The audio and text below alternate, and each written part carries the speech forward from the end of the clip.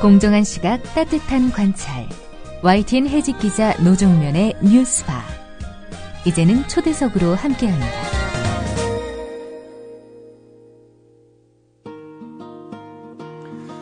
네, 2004년 한 판사가 양심적 병역 거부에 대해 최초로 무죄를 선고하자 한 시민단체는 그의 판결을 2004년도 최고의 판결로 선정했습니다. 2011년 그 판사는 이명박 당시 대통령의 실정을 조롱하는 의미로 각하 XX 짬뽕이라는 패러디물을 페이스북에 올려서 대중적인 인지도를 얻기도 했습니다. 그러다 두 달 전 그는 층간소음 시비로 주민 차량을 훼손한 일이 불거져 결국 법복을 벗었습니다. 두 달 동안 침묵하던 그가 페이스북에 장문의 글을 올렸습니다. 그 내용은 재계와 노동계 간의 최대 대립 이슈로 떠오른 통상임금 대법원 공개 변론에 관한 것이었고, 이에 대해 그는 기존 판례가 바뀔 수도 있다는 민감한 우려를 내놨습니다. 그는 이정열 전 창원지법 부장판사입니다. 이정열 전 판사 스튜디오에 초대했습니다. 안녕하세요. 예, 안녕하십니까. 이정열입니다. 네, 이거 호칭을 어떻게 해야 될지 좀 고민스럽습니다. 변호사라고 해야 됩니까? 아니면 전 판사라고 해야 됩니까? 뭐 아직 변호사 등록을 안 했기 때문에 변호사는 적절하지 않은 것 같고요. 예, 근데 기왕 국민 TV에 나왔으니까 저 조합원이거든요. 네네. 그래서 뭐 전 판사로 불러주시든지 조합원으로 불러주시든지 편하게 해주시면 좋을 것 같습니다. 네, 뭐 전 판사라고 부르겠습니다. 자, 층간소음 사건 좀 잊고 싶은 기억이겠습니다만 피해 주민과 합의를 했다는 보도는 제가 봤고요. 이제 다 깨끗이 종결이 된 건가요? 예, 뭐 대체적으로 법적 절차는 다 마쳐졌고요. 그리고 뭐 저로서도 상당히 인생에 있어서 전환점이 된 사건이 아니었나 싶고, 좀 더 성숙해지고 또 어른이 돼가는 그런 발전할 수 있는 기회로 삼아서 정진할 수 있는 계기로 삼고 있습니다. 네, 퇴임하시고 이제 두 달이 넘었습니다. 어떻게 지내셨습니까? 있는 동안에 상당히 건강이 안 좋아져가지고 병원 치료를 받으면서 계속 지내고 있었고요. 그리고 그동안 공직 생활하면서 가족들과 상당히 오랫동안 떨어져 있어서 가족들과 함께하는 시간을 못 가졌었는데 자녀 양육에 좀 신경을 쓰고 있고, 또 무엇보다 가장 하고 싶었던 게 독서하고 팟캐스트 방송, 특히 국민 TV에서 나오는 여러 가지 아주 좋은 프로그램들이 있었는데 바빠서 못 들었는데 아주 정말 진짜 뭐 만족할 만하게 열심히 듣고 있습니다. 예, 뭐 이거 혹시 제작진과 미리 사전에 조율하고 이런 내용을 말씀하시는 게 아닌지 청취자들께서 오해하실 수 있습니다. 제가 사실 오늘 스튜디오로 초대한 이유는요, 요즘 매우 뜨거운 이슈인 통상임금에 관한 전 판사님의 페이스북 글 때문에 그리했습니다. 통상임금 문제 두 달의 침묵을 깰 만큼 그렇게 중요한 사안이던가요? 예, 사실 저 아까 올린 바와 같이 병원 치료를 받고 있는데 아직 종결이 안 되어서 조금 몸이 불편한 부분도 있는데, 예전에 지금 당장 오늘 벌어지는 대법원 전원합의체 공개 변론이 있다는 소식을 한번 들었었습니다. 네. 근데 그 내용을 보니까 이제 현재 우리 사회에서 가장 큰 문제가 되고 있는 게 사실 양극화 문제 아닙니까? 네. 더더군다나 특히 봉급생활자나 중산층, 서민층의 생활이 좀 더 갈수록 악화되고 있고, 게다가 또 지금 현 정부에서 세액공제 부분을 바꿈으로써 실질적으로는 세금을 인상시키는데 봉급은 오르지 않고, 듣자니까 오르지 않는 것은 봉급하고 애들 성적밖에 없다고 그런 농담도 들었습니다만은. 그래서 이 문제는 사실 지금 우리나라에서 이렇게 열심히 일하면서도 어렵게 살고 계시는 그 봉급생활자 분들의 실생활에 영향을 미치는 아주 중요한 문제라고 생각이 되는데요. 한편으로는 또 이분들이 지금 정치적으로 우리나라에서 현재 여러 가지 문제들이 발생하고 있기 때문에 신경 쓰셔야 될 부분들이 많아가지고 그런 걸 짚어주는 언론이 그다지 없지 않은가 싶습니다. 그런데 재계 쪽에서 보면은 정치적인 문제는 그쪽에 신경 쓸 문제가 아니기 때문에 그쪽에 실제 이익에 맞는, 실제 이익을 얻을 수 있는 그런 부분이 사실 이 통상임금 산정 문제거든요. 그래서 재계라든가 또 재계 이익을 대변하는 언론계 쪽에서는 상당히 이 부분에 대해서 관심을 가지고 있고 보도를 많이 하고, 그래서 통상임금 범위를 축소시켜야 된다라는 얘기를 하고 있는데, 오히려 이것으로 인해서 가장 실생활에 영향을 받게 되는 서민층이나 봉급생활자를 대변하는 만한 언론이 없지 않은가 싶어서 비록 작은 목소리지만 저라도 한마디 해야 되겠다 싶어서 급히 글을 쓰게 됐습니다. 예. 자, 이 문제가 재계와 노동계의 대립 이슈 이렇게 보고 계신 건데요. 구체적으로 두 진영의 이해가 어떻게 대립이 되고 있습니까? 일단 재계 입장에서 보면은 통상임금의 액수나 범위가 늘어나게 된다면 네. 그러면은 고용하고 있는 근로자 내지는 노동자에게 지급해야 될, 줘야 될 봉급 임금이 늘어나게 됩니다. 그럼 결국 네. 그것은 재계 입장에서 보면, 기업 입장에서 보면 그 생산 비용의 증가를 뜻하는 것이거든요. 네. 그렇기 때문에 그들이 얻을 수 있는, 그쪽에서 얻을 수 있는 이윤이 감소하게 될 거고요. 역으로 노동계의 입장에서 보면은 사실 그 매년 뭐 임금 인상을 위해서 여러 가지 이제 노사분규도 일어나고 또 그야말로 얼마 안 되는 그 임금을 얻기 위해서 그렇게 애를 쓰고 또 구속되는 분들도 생기고 그렇게 불행한 일이 생기는데 법령 해석을 어떻게 하느냐에 따라서 별다른 그런 그 불미스러운 일 없이 노동계 쪽에서는 수입을 증가시킬 수 있는 효과를 얻을 수 있기 때문에 네. 노동계 입장에서도 보면은 상당히 매력적인 이슈가 아닌가 그렇게 생각이 됩니다. 네. 페이스북에 올리신 글은 일반인들이 아주 쉽게 이해할 수 있도록 되어 있던데 말씀이 조금 어려운 것 같아서 제가 네. 페이스북에 올리신 글을 잠깐 읽어보겠습니다. 이를테면 기본급이 100원이고 상여금이 100원이라고 할 때 상여금을 통상임금에 포함시키게 되면 통상임금은 200원이 되고 포함되지 않으면 그냥 100원이 됩니다. 시간의 수당을 예로 들면 시간의 수당은 통상임금의 150% 이상을 지급하도록 법에 정해져 있기 때문에 통상임금이 상여금 포함해서 200원이라면 시간의 수당은 최소한 300원이 되지만 통상임금이 그냥 기본급만 100원이라면 시간의 수당은 150원밖에 안 됩니다. 아주 예. 이해하기 쉽게 쓰셨어요. 아유, 고맙습니다. 네. 자, 이 법에는 통상임금을 어떻게 규정하고 있기에 이렇게 소송까지 해야 되는 겁니까? 이거 제가 배운 게 법 쪽이어가지고 좀 쉽게 설명드려야 되는데 얼마나 쉽게 설명드릴 수 있을지 모르겠지만 노력해 보겠습니다. 일단 네. 근로기준법 시행령에 보면은 네. 통상임금을 근로자에게 정기적이고 일률적으로 근로에 대한 대해서 지급하는 돈이다, 금액이다 이렇게 규정을 하고 있습니다. 예. 구체적으로 좀 따져보면요. 왜 이게 문제가 되고 있냐면 근로기준법 시행령 6조 1항에 보면 이런 통상임금에 관해서 시간 네. 또는 일급, 주급, 월급 또는 도급 금액이다 이렇게 규정을 하고 있습니다. 네. 그러니까 이 개념대로 보면 뭐 시급 뭐 이해하실 수 있으실 것 같은데 뭐 시간당 얼마다, 네. 그다음에 뭐 하루 일당이 얼마다, 그다음에 일주일에 얼마다, 또 뭐 가장 많이 월급이 행해질 얼마다. 때 월급이 얼마다 이렇게 되니까 결국 문면상 그대로 이해하려면 한 달이 넘어가면은 요거는 통상임금이 아니지 않느냐 네. 이렇게 해석될 여지가 있습니다. 그런데 근로기준법 시행령 같은 조 6조 2항 5호에 보면 네. 이렇게 시간 1급, 주급, 월급이 아니고 다른 기간으로 정해져 있다면 그때는 요렇게 일 또는 주, 월, 뭐 예를 들어서 3일 단위로 준다. 네. 뭐 2주 단위로 준다. 이렇게 할 수도 있지 않습니까? 네. 그런 데는 거기에 맞춰가지고 준해서 지급해야 한다. 이렇게 규정되어 있습니다. 그러니까 월 단위면은 마찬가지로 한 달뿐만이 아니라 두 달, 석 달, 넉 달 이렇게도 산정할 수 있게 되어 있는 거죠. 같은 조문 내에서 약간 혼선이 빚어질 우려가 있습니다. 그래서 기존에 지금 사실 대법원 판결에서는 이제 이 2항 부분을 중요시 해가지고 네.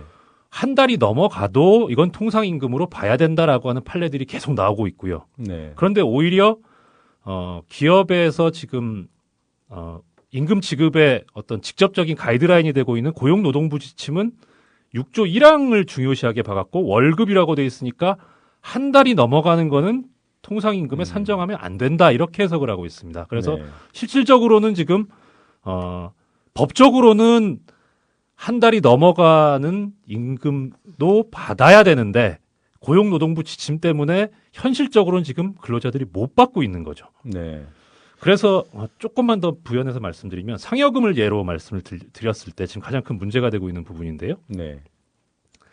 정기적 일률적으로 지급되는 돈이기 때문에 상여금은 원칙적으로는 통상임금에 포함이 안 돼야 됩니다. 왜냐하면 일종의 보너스니까. 네. 그러니까 뭐 예를 들어서 특히 우리가 가장 많이 듣고 있는 인센티브, 성과급 같은 경우에 뭐 이번 달에 뭐 물건을 100개를 팔면 뭐 10,000원을 주겠다. 1,000원을 팔면 10만 원을 주겠다. 이런 식으로 조건을 걸었으면 이것은 정기적으로 일률적으로 나가는 돈이 아니니까 네.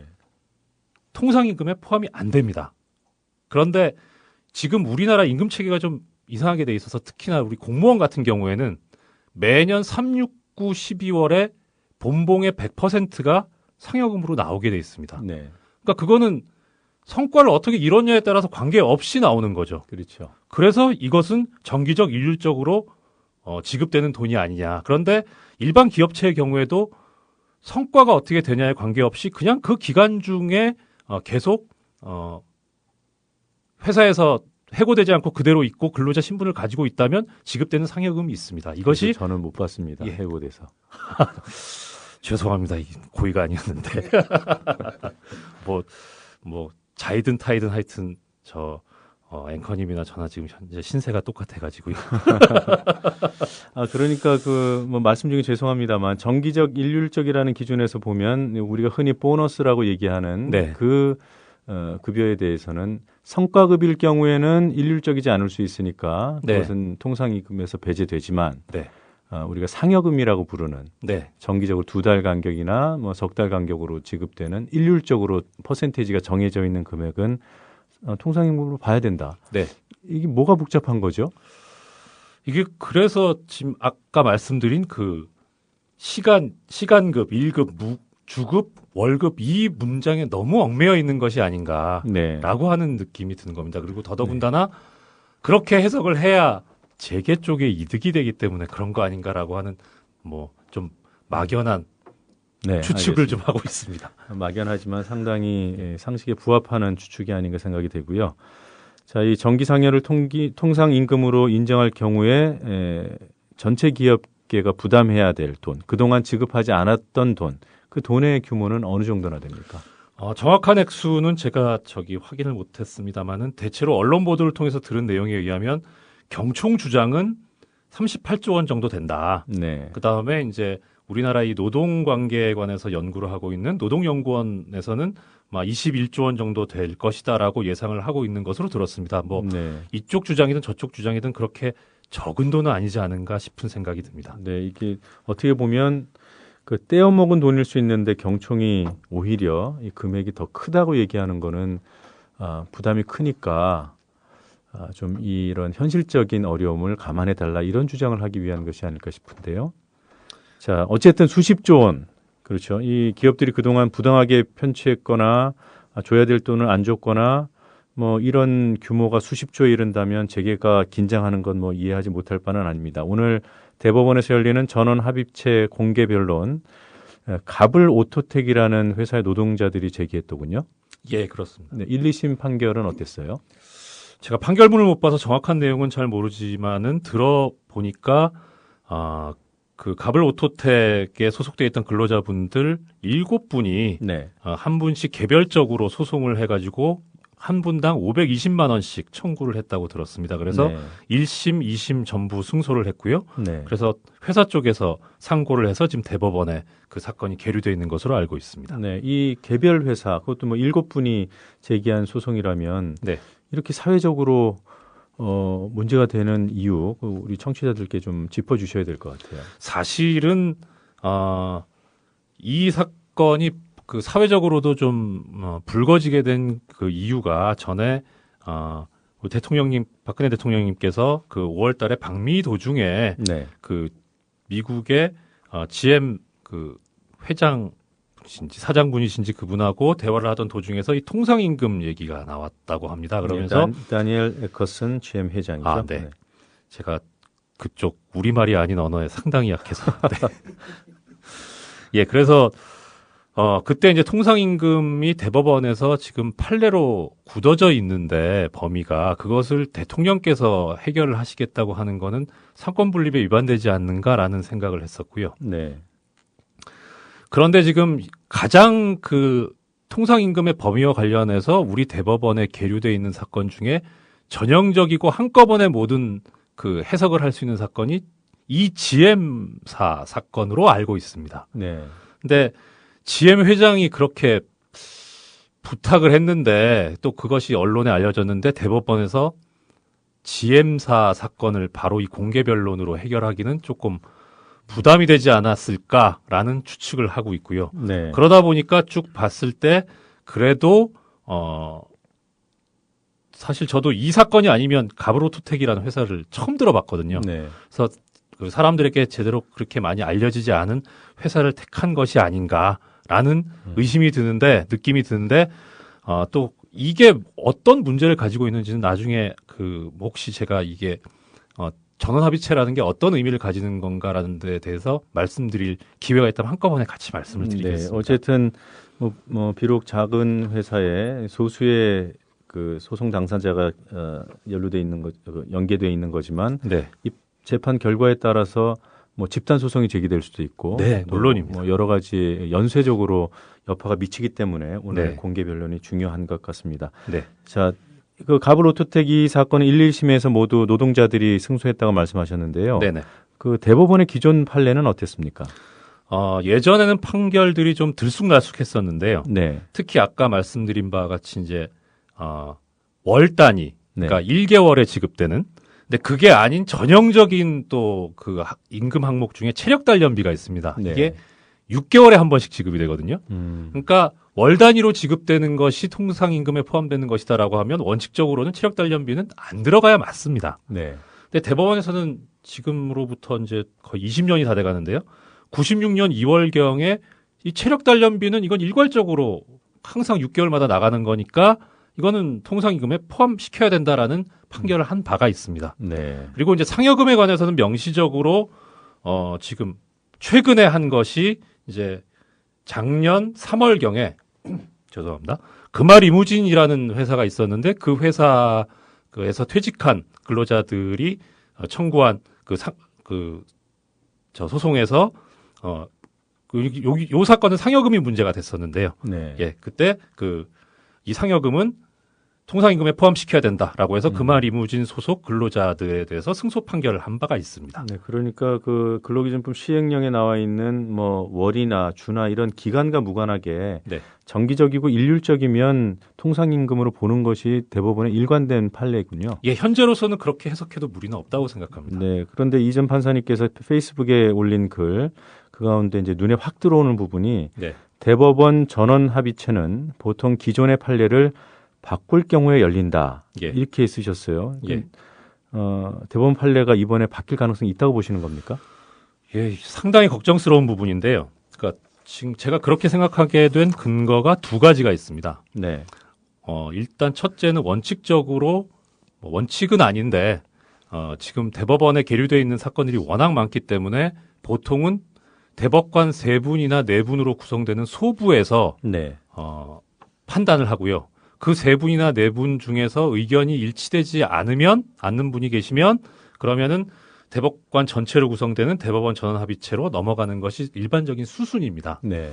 근데 이거는 기존의 판례가 없었거나 뭐 그런 경우라면 상관이 없는데 지금 아까 말씀드린 바와 같이 기존의 판례들이 이런 것을 다 통상임금에 포함시켜야 된다라고 하는 기존 판례들이 있거든요. 네. 그러면은 그 결론을 그대로 유지를 할 거면 소부에서 그냥 판단을 하면 됩니다. 근데 전원합의체로 넘어갔다는 것은 관련 법규를 좀 말씀드리면 우리 법원조직법 7조 1항 3호에서는 기존의 대법원에서 판시했던 견해를 변경할 필요가 있을 때 전원합의체를 꼭 거쳐야 된다라고 규정하고 있습니다. 네. 그러니까 이거는 판례를 바꾸려고 하는 것이 아니냐라는 의심이 들게 하는 거고요. 또 하나는 아까 말씀드린 가브로토텍 이 사건, 지금 문제된 이 사건이 소액 사건이거든요. 1인당 520만 원씩 청구한 거기 때문에요. 네.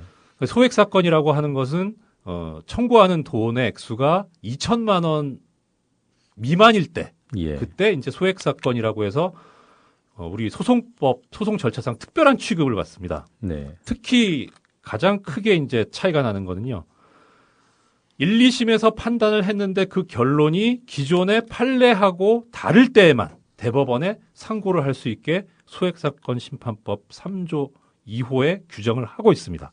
그러니까 소액사건이기 때문에 1, 2심 결론이 맞다면 이건 상고 대상조차도 안 되는 거거든요. 그런데 심리를 하겠다라고 하는 거는 1, 2심 판단이 판례하고 다르다라는 것을 뜻하고 있습니다. 네. 근데 기존 판례가 지금 상여금을 통상임금에 포함시켜 왔는데 판례와 다르다라고 한다면 판례를 바꾸겠다는 것이다. 이렇게 해석이 된다는 거죠. 그래서 이 두 가지 것 때문에 상당히 판례가 이번에 바뀌는 것이 아닌가라고 하는 의심이 들고 있습니다. 좀 그렇기는 하지만 오히려 또 이 제 생각이 정말 그야말로 쓸데없는 걱정거리여가지고 이번에 전원합의체를 통해서 상여금도 통상임금에 포함된다라고 하는 게 확정이 된다면 네. 향후 우리 그 봉급 생활자들의 생활이나 법적인 관계에 있어서는 아주 유리하고 또 쉽게 바뀔 수 없는 그런 판례이기 때문에 오히려 그렇게 된다면 상당히 다행스러운 일이 아닌가라고 하는 그런 아주 작은 희망도 가지고 있습니다. 네. 뭐 전화위복이 될 것이라는 희망은 아주 작다고 좀 표현을 하셨는데 저는 결과가 어떻게 될지 여부와 또 다른 차원에서요. 지금 네. 말씀해 주신 소액 사건인 경우 1, 2심의 판결 내용이 판례와 다르지 않다면 네.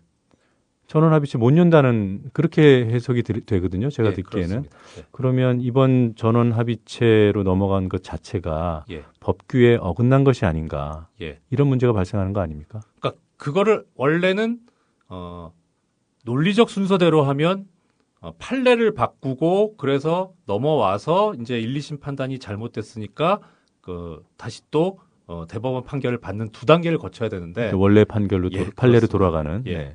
근데 두 단계를 거치는 것보다 어차피 전원합의체가 열리니까 한꺼번에 그거를 해결하려고 하는 그런 생각이 아닐까 싶습니다. 또 그것이 법규 위반되는 것은 아니고요. 전원합의체는 그야말로 우리나라의 법률을 해석하고 있는 최종적인 권한을 가진 대법원에서도 가장 최종적이고 가장 완결체적인 형태의 재판부 구성 모습이거든요. 네. 네, 알겠습니다. 자, 청취자분들께 참고하시라고 말씀을 드리면요. 오늘 대법원 통상임금 공개 변론 오후 2시부터 시작이 되고 이 상황은 법원 홈페이지와 그리고 또 KTV 그리고 포털 네이버가 생중계를 한다고 합니다. 참고하시기 바랍니다. 자, 나오신 김에 현안에 관해서 몇 가지 좀 여쭤보겠습니다. 예.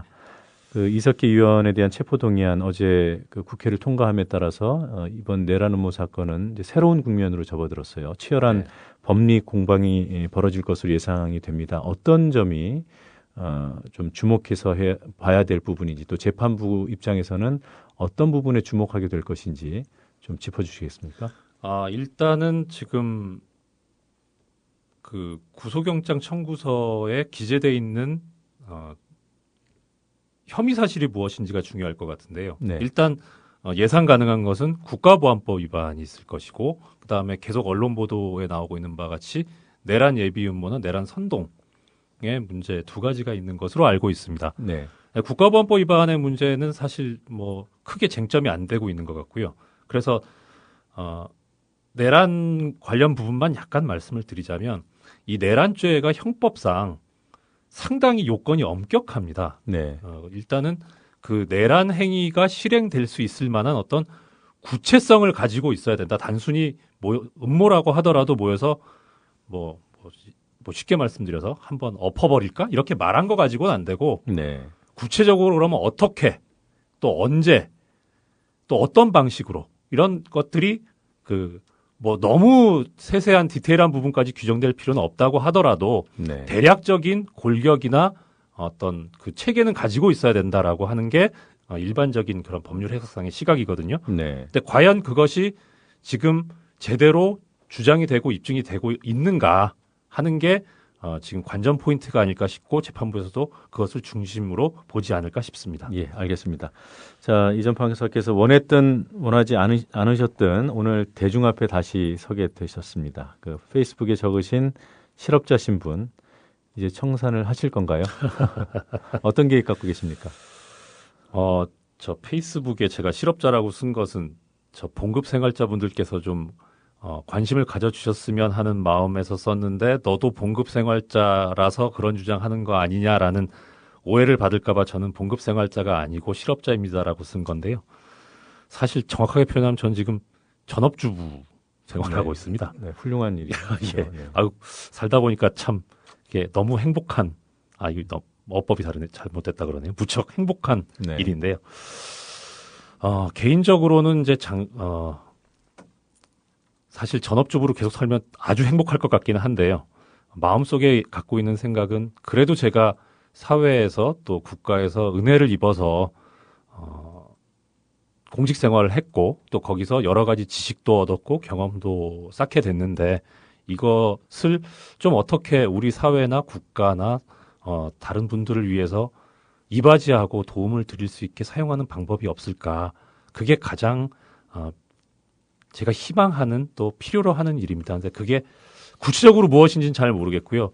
네. 통상 저희 같은 경우에 가는 길이 변호사이긴 한데 굳이 변호사가 아니더라도 어떻게 좀 그런 길이 있다면 한번 생각해보고 해봤으면 하는 그런 심정입니다. 네, 통상 그 정치인 출마에 비한 내용인 것 같습니다. 예, 농담이었고요. 오늘 여기서 마무리하도록 하겠습니다. 이른 시각에 스튜디오까지 나와주셔서 고맙습니다. 불러주셔서 감사합니다. 권력에 종속되거나 사장을 권력이 내려보내는 언론은 절대로 민주화될 수 없고 중요한 게 광고 아닙니까? 경영 때문에. 네. 대자본의 눈치를 보면은 결국 우리가 여러 가지 사례에서 보듯이 독립이 어려운데 네. 이 국민 TV가 미디어 협동조합을 만들어서 네. 정말 십시일반으로 네. 권력이나 대자본에 의존하지 않으면 앞으로 대한 언론이 아니라 어느 날에는 주류 언론으로 발전하지 않을까를 기대합니다. 동아일보 해직 언론인의 모임인 동아자유언론 투쟁위원회 김종철 위원장의 말입니다. 미디어 협동조합은 동아투이 선배들의 못다 이룬 꿈을 실현하겠습니다. 조합원이 돼서 힘을 실어주십시오. 포털 사이트에서 미디어 협동조합 국민TV를 입력하시고 홈페이지에 들어오셔서 조합원으로 가입해 주시면 됩니다.